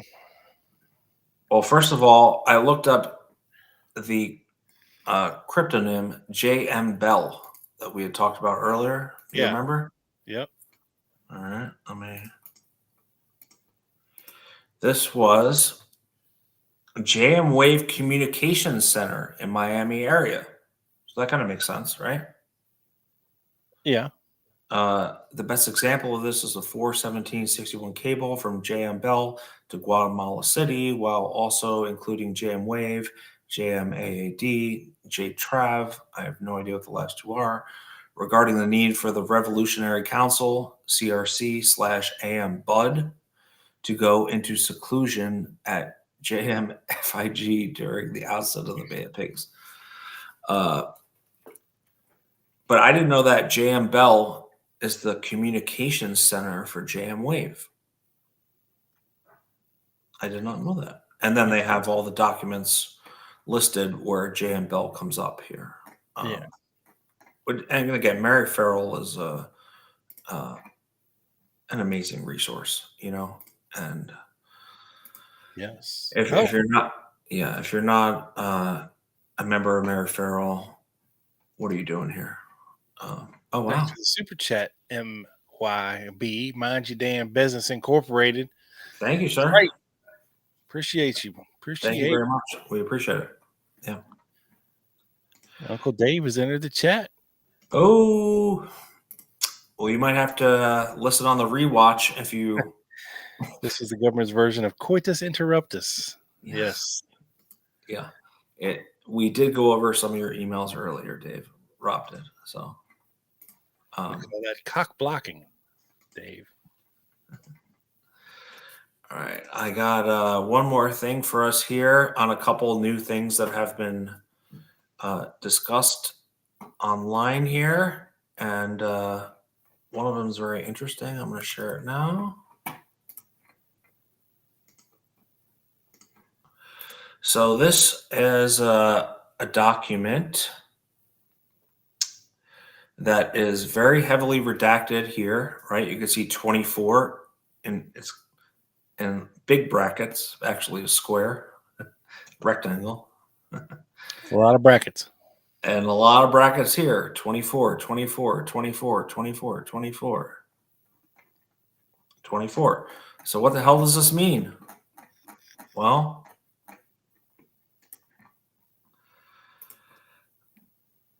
going to bring it up right now because this is one of the examples of the less redacted volumes here. And this is, as you can see, 2025 release under President John F. Kennedy Assassinations Act, Records Act of 1992. Only 33 years too late. And this is a CIA document, and there's a ton of people CC'd here. I have no idea what these acronyms mean, to be honest with you. But it's about Tokyo, Rob. And it is Tokyo. Oswald's time in Japan. It's a news story. Let's see the date here, because that's what we need. It's September 96. Okay. Action required. Please provide the name and phone number of the project office. Blah, blah, blah. Embassy press officer advised COS at reception last night that local UPI reporter and Tiny. What does COS and UPI mean? I remembered that once, but I forgot it. You can get on that really quickly. Reporter is about to file a story based on local research and an interview with a retired Marine officer who claimed to be Lee Harvey Oswald's commander in Japan, that Oswald was recruited by CIA while stationed with the Marines in Japan in the 1950s. UPI correspondent offered press officer a chance to comment. Press officer declined. COS suggested that much, if not all, papers on Oswald's personal history have been declassified for use by media, researchers, and assassination buffs. I guess that's us, Rob, huh? As part of overall Kennedy assassination declassification program. COS also recalled that the UPI reporter story in some form also has already been written, hence as a long shot at keeping a CIA-related story from surfacing in Japan, thereby prompting Japanese journalists to pursue the same information. COS suggested to press officer that she, which was redacted, passed number of the historical office at headquarters responsible for dealing with public blah, blah, blah. Would therefore appreciate name and number of that UPI reporter so we can call at headquarters historical office responsible for JFK assassination inquiry declassification. So essentially what they're doing here, Rob, is this is a CIA memo that was redacted that they're trying to it's a whole lot of nothing. It's a nothing burger. Yes, it very much is. But the CIA in the 90s is still trying to squash some Japanese reporters' articles on Oswald allegedly interviewing his former officer. And a bunch of this is declassified until now. And I showed you the previous version before I exited it. But this is, again, another example of the type of thing that you're going to find frequently in this most recent document release. It has to do with, leaning on reporters and making sure they don't get the story out, right? Regardless of what that story might be. And of course, in this case, it's Oswald being recruited by the CIA while in Natsuki, Japan, and allegedly interviewing his commanding officer and getting context on that. So I thought that was pretty interesting. That's been making the rounds. And one last one here. Hang on, Joe. Sure. Welcome in Brandon Baldrick. He just became a covert operator, baby. Oh. So Brandon, welcome in, Brandon. What's up, buddy? Thank you so much for to the supporting party. Yeah. And of course, Joe. Mm-hmm. Maybe Trey can do some digging for you. He'll be in Tokyo in 4 weeks. Oh. Thank you very much. Thank you very much. Maybe you can be our man on the street in Tokyo. Yeah. If you can track down the Queen Bee. Yeah, that would be really cool. I have no idea if that or the Blackbird, which was the other bar. Stay out of the haunted forest over there, please. Yeah. Do not pull a Logan Paul. Yeah. That is funny. And I have one more thing here that I want to say that has been, or read, that is very short, that has been making the rounds. But actually, Rob, I've never seen this before. Why isn't this fucking coming up? Yeah, Chief of Station COS, I believe. Oh, okay. Thank you. And UPI is United Press International. Oh, okay. Great. Thank you, Scott. That's why we love our fucking chat. They're smarter than us. In many cases, yeah. Most of the time. I'm just so old, I can't remember shit. There's so much shit in my head, I just can't. Me too. It's hard to immediately recall it. Like as soon as we get off here, I'll be like, oh yeah, COS. Yeah, exactly. Yeah. But when you're on the spot and we're live, things don't always come to you. No editing. Yeah. Yeah. So this is let's see. And this is why it's really annoying me that a lot of these documents that have been released don't have a cover page like this, because they don't have. The first thing I look at, Rob, is originator. Which agency is originating this document? It's the first thing I look at. The second thing I look at is the date. Well, the new document releases don't have that shit either, which is bothersome. Well, that's what I'm saying. Right. It's extremely frustrating. So you have to put in a RIF number. And on the top right, on the top left, I'm sorry, you have to put into Mary Farrell, and then you have to search past documents. It's extremely frustrating, which makes this, looking at the documents, if you don't know what you're doing, completely, you're going to lose a ton of context. But I had never seen this document before, although I did search the RIF number, Rob, and pretty much everything about this document has been unredacted before. But this is from December 3rd, 1963, I believe. And it talks about Fidel Castro, a CIA document. Fidel Castro was very upset over the change in the United States administration brought by President Kennedy's assassination. The top Cuban leadership was sure President Kennedy would not invade Cuba, and they were convinced that the policy of his administration for economic blockade and internal subversion against Cuba would not overthrow the regime. Number two, the present policy of the Cuban government on orders from Castro is to not attack President LBJ in public or do anything to irritate him. I wonder why. Because I think they knew that once Kennedy was gone, all bets were off. Of course, we know Kennedy and Castro were in kind of back channel discussions. Kennedy's killed, LBJ's in. You don't know what's going to happen if you're Castro. You don't know, right? According to government leaders, Cuban government leaders, Castro wants to wait and see what President Johnson says and does about Cuba, and give him an opportunity to improve, if he feels so inclined, relations between the two countries, Cuba and the United States.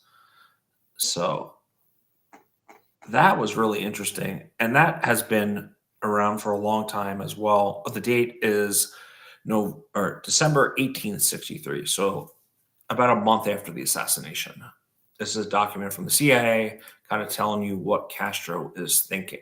And that makes sense to me, because if they were in back channel chats and JFK was killed, I would be very concerned with LBJ and, the new military industrial complex. But lucky for Castro, they decided to go the Vietnam route instead of Cuba. Yes. And just to take a slight break from the documents, and then Joe, we'll tidy everything up here towards the end and give everybody our own 2 cents about what the hell is going on here, what these documents mean. Sure. Speaking of documents, I came across an interesting document, and it wasn't in this. It might be in this document release. I don't know, but I didn't pull it out of there. I found it elsewhere, right? And I'd never seen it before, but it's interesting because the CIA had the FBI was doing it too, but the CIA had a program where it opens people's mail called HT Lingual, right? Yeah. And they kept files of this stuff at Langley.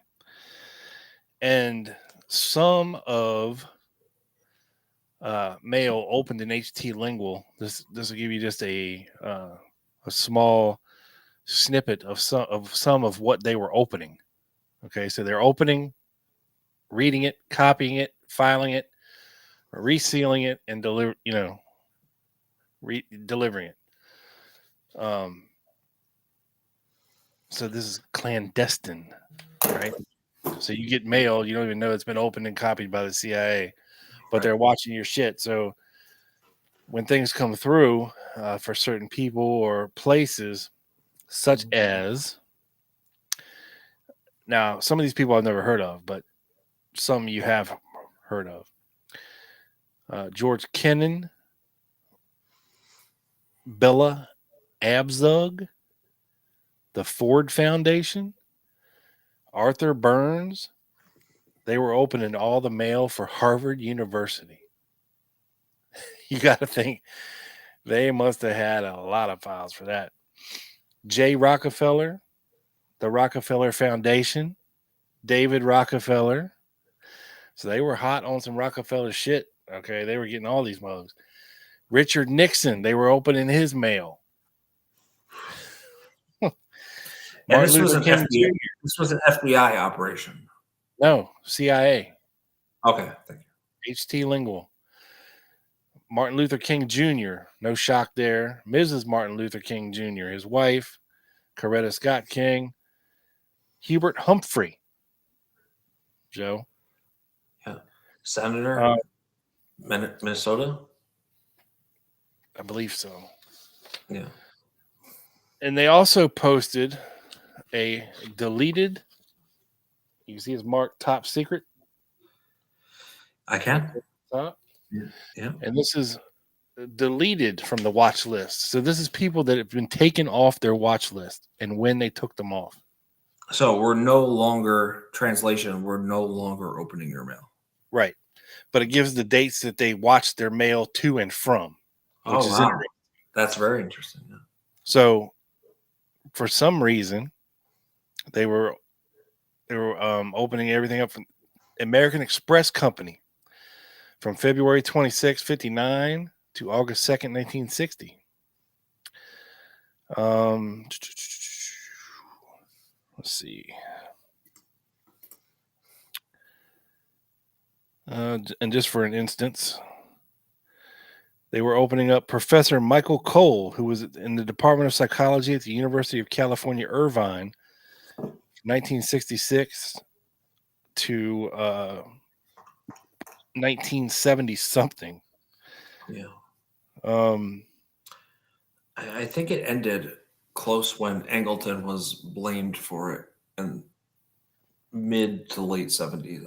I could be getting the dates wrong. Let's see.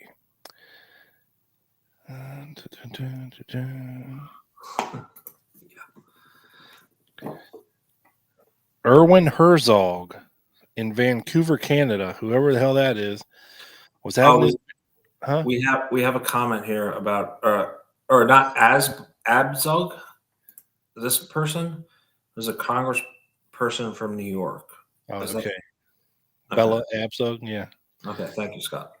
Erwin Herzog of Vancouver, Canada, was having his mail read from 1961 to May 12th, 1968. 7 years they were reading this guy's mail. And like I said, a lot of these people I've never heard of, but there is, and this is a pretty long list. Some people you may have heard of is on this list. A guy named Lee Harvey Oswald. They read his mail from 9/11/59 to May 3rd, 1960. And then again from July 8th of 61 to May 26th of 62.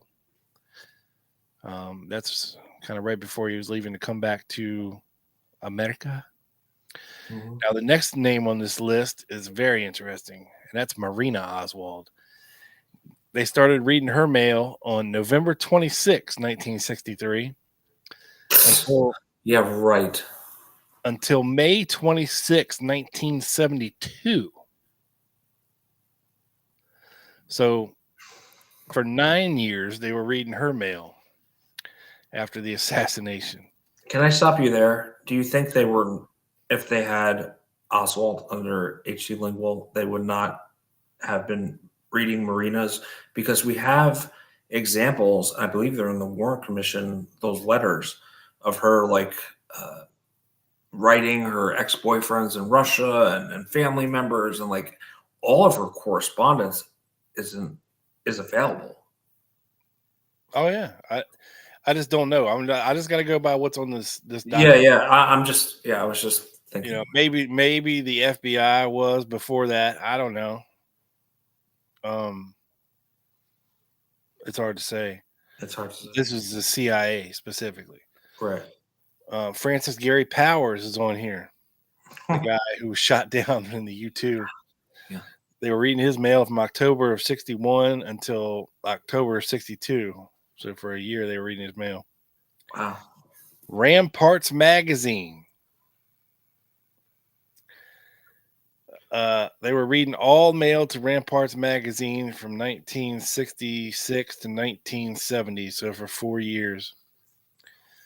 Here's a good one. The Rand Corporation, Joe. Oh. They were reading their mail from 1959, May 10th to June of 72.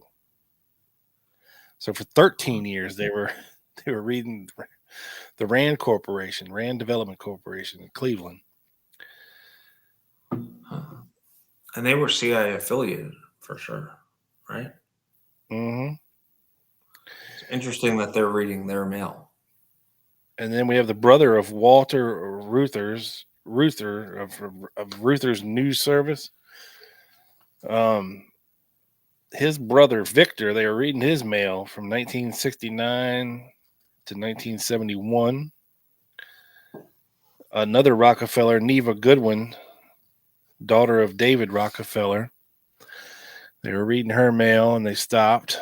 No dates given. Here's another interesting one. John Steinbeck, author. They were reading his correspondence with a Yevtushenko, who was a Soviet poet, and they did that for 3 years, from 1964 to 1967. So I guess only certain parts of his mail they were reading. Right. International, probably.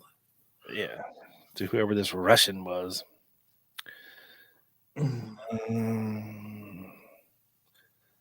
Yevgeny Yevtushenko, whoever that is, they were reading his mail from 1961 to 73. A historian at the University of Maryland was getting his mail read for a year in 68, 69.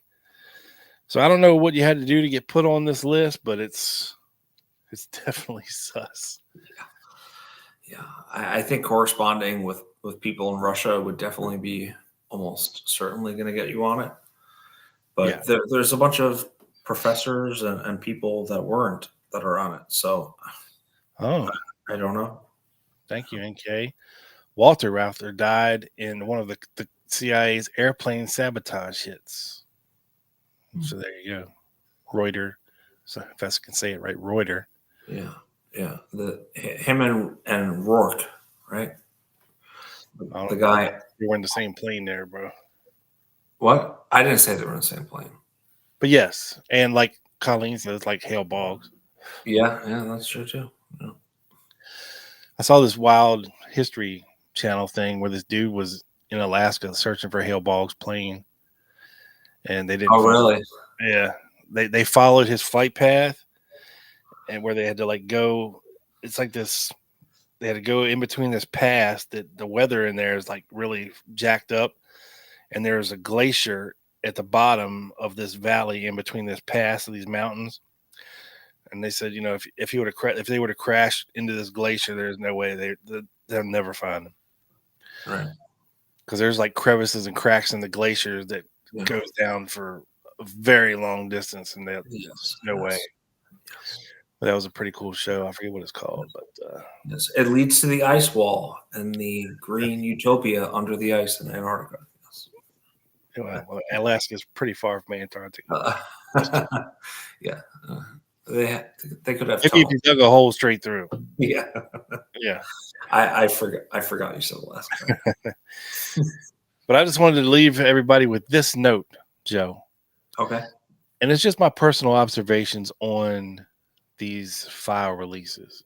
Mhm. And what I'm seeing a lot of, and correct me if I'm wrong, at least my impression, we're seeing a lot of some of the last documents to come out, and whatever the reason may be, it's a lot of Cuba related things. It's a lot of Mexico related things. It's a lot of Russian related things. And I don't know what the correlation here is, right? If it was just a thing of, the CIA didn't want to compromise their modus operandi when it comes to intelligence gathering in foreign countries. Yeah. Sources and methods. Yeah. All that We bullshit. get it, but it's not like nobody knew what was going on. Like on the last episode, I think it was the last episode where I was showing, a picture of how they were taking the Cuban consulate picture. And, I found pictures of it. And how good the cameras were and how tight the shots was. And if Oswald actually went in and out of this building, they would have caught him. You know what I'm saying? Mhm. And they don't have him on film. And I came across a document in the course of opening these up, and it was about, LI Envoy, but Onion. it was about coverage on the Russian consulate, not the Okay. Cuban consulate.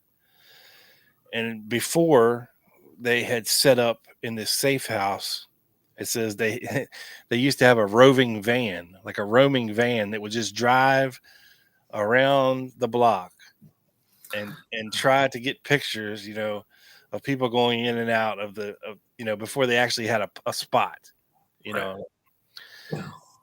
and it explained how it worked and explained the guy that they had paid to, sit in the safe house and take these pictures, how much they were paying him and all this stuff. And he did it for quite a while. I think he did it from like 61 to 69. He was the guy that was, and he was a Mexican national that worked for the CIA. He definitely had a Mexican name that I can't remember right now, but there's probably 4 or 5 of them. You know how they go. you know, Hector Luis Guzman, Hector Ectavario, Ernesto Rodriguez, Bernier. You know what I mean? Like it was something like that. My point being, why are most of the files heading in this direction? Like the first thing I opened, Joe, when I opened up the batch of the new documents, it was Alpha 66 documents, right? It was Operation Mongoose, Ed Lansdale documents, going through all of that. And it makes you think, because Trump has made the comment, hey, if you've seen what I've seen in these files, you're going to get pissed off. The American people are going to be upset. Which I'd love to know what documents he's talking about, and hopefully we'll find them soon.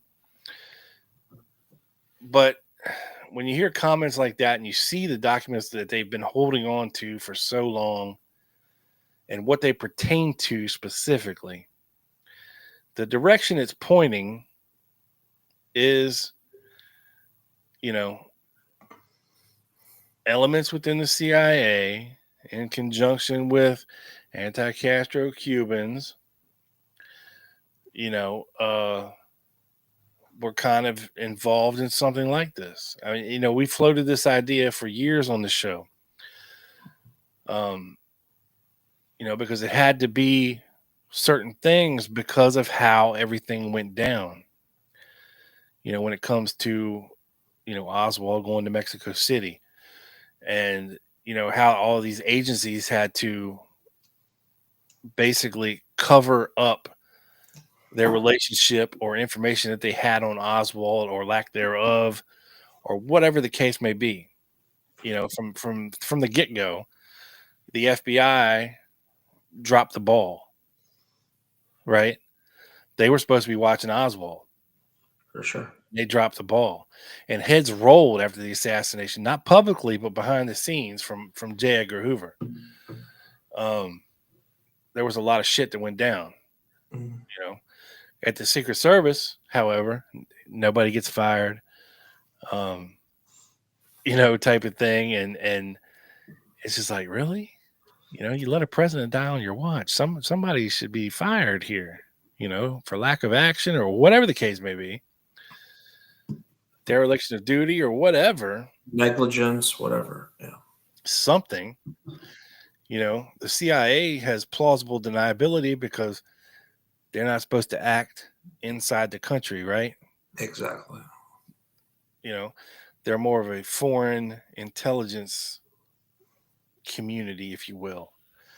But they were engaged in psyops, assassination attempts of foreign leaders, coups, overthrows, dirty business, drugs, the whole 9 yards. We know all the stories. We've heard it. We've heard it all before. Yeah. So you kind of see where all this is leading, don't you? And as I read through these documents and you see, holy shit, mind your business. Good Lord. Oh, wow. That is, Chad, I just felt that in my testicles. My God, thank you. Thank you. Yes, Appreciate that is you. really appreciated, sir. I just forgot what the fuck I was talking about, Joe. So, but okay. Documents leading to where? Cuba. Yeah, sorry, I got sidetracked there. But yeah, I mean, I don't know. I'm just saying. I see where these documents are coming from, where they're leading us, and we'll just have to see what else comes out of them here in the near future. And hopefully, there will be more to come. And this is not it. Yeah, I don't think this is it. no. So we will see. All I can tell you is to stay tuned. Like I said, people, if you want to help out and go dive through some documents, I mean, there's 2,000 plus documents to dive through, and no one person can do this on our own. So we're going to be looking through them. If you guys want to help us out, if you find anything interesting, feel free to email it to thelone-gunman-podcast@gmail.com. And we will talk about it here on the show if we find something interesting. Yeah, and give you credit, of course. I mean, maybe we might just take the credit ourselves. No, we'll definitely give you credit. Yeah. All good, mind your business. You can just kick me in the nuts anytime you want, sir. Much appreciated. Yeah. No, but it's exciting times to be a JFK related podcast, assassination podcast. And, we're happy our community has grown so much and it continues to grow. And people, when you have questions, can tell us right away. And we love our community, and we're going to keep it going. We're excited to do a lot more research on this, on these documents. Only the very tip of the iceberg has been kind of talked about yet, and much more to come. So, absolutely.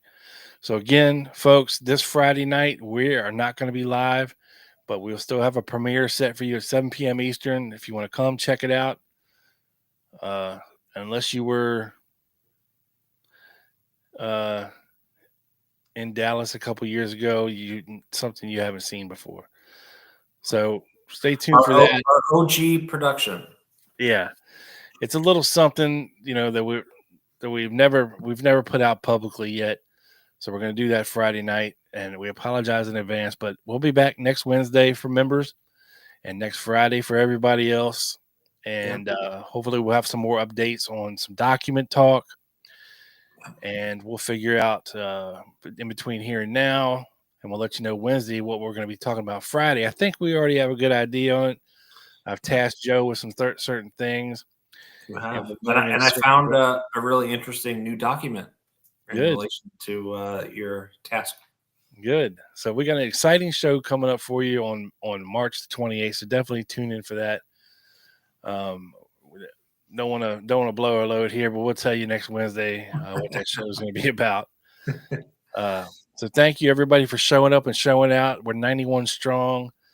Wow. Eyeballs. That is a record, Rob. That is a record. That is a personal best. So thank you to everyone who has joined us. We really appreciate it. This is what we love to talk about, and we talk about it for 2 hours at least, twice a week. You and me both, Uncle Dave. All right, Rob. I have yes. I'm hoping. Well, I don't know if I'm holding out for that, but that would be funny. But when you call my little friend, I'm going to put the laptop over there, and we're going to see if she comes when you start the music. Oh, okay. All right. Well, go ahead and point at her general direction, and I will do my best to. You ready for this? Yeah. Ruby, come on, Ruby. Come on. It's time to dance, girl. Such a good girl. Such a good girl. You're a good girl. Your tail's wagging. She knows what time it is, folks. It's time to dance up out of this bitch. Yes. With Dino. If I can find the damn song. Here we go. Here we go. Once again, everybody, thanks for hanging out with us. Again, you blow us away. Thank you so much for all the super chats. We appreciate it. Thank you so much for all the eyeballs on this thing. Keep digging through all the documents, folks. Hey, Ruby, you dancing over there, girl? The greatest lies are told in the name of truth. The greatest crimes are committed in the name of justice. The quotation is Jim Garrison's. It could be used for him or against him in this strange case. Good night. Good night, folks. Thanks for hanging with us. Always fun. Welcome to all the new folks. Just getting new faces in here. Yes. Feel better, Alpha 66, and Evie's dog looked up too. Yep. Y'all brought the fire tonight. We appreciate it. Thank you for joining us. See you next Wednesday. But you'll see us Friday, but we kind of won't be here. But we kind of will be. A much younger version of ourselves, Joe. We'll be here Friday night. Hopefully. All right, folks.